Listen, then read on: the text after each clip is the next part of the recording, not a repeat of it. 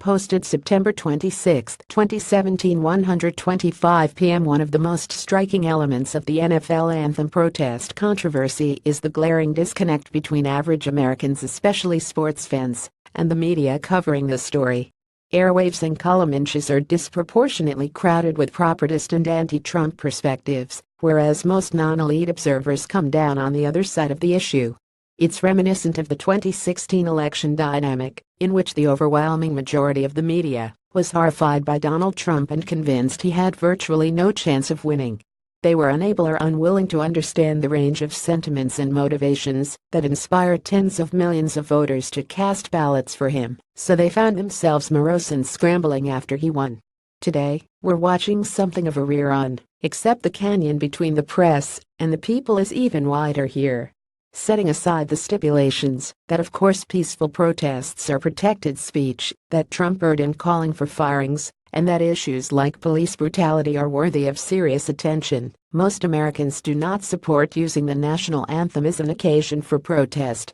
We've been following the public opinion polls on these questions over the last few days, and the patterns are clear. Solid majorities oppose anthem kneeling, more than 7 in 10 call it unpatriotic, according to a CBS survey, and sizable minorities are consuming less of the NFL's product as a result of the brouhaha.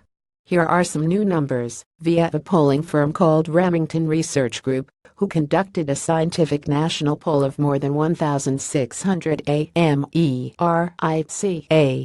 80% of survey respondents would like to see sports and politics less intertwined. Pic.twitter.com J. Guy Benson at Guy Benson September 26, 2017 The over-politicization of normal apolitical aspects of American life is a pet peeve of mine, and it seems I'm far from alone. Some social justice types have criticized my take, asserting that only privileged people who are comfortably ensconced in the status quo feel this way. That's demonstrably false. See above and argue that the desire to prevent politics from poisoning unifying cultural institutions is a wittily shared human impulse. It also wager that privileged liberals are among the likeliest groups in the country to have the time and energy to foment constant outrage over everything. But back to the data. A lopsided majority also says that players should stand respectfully during the anthem 64-24, with half responding that the refusal of some a small percentage, it should be noted, even this past week, to do so makes them less likely to watch games.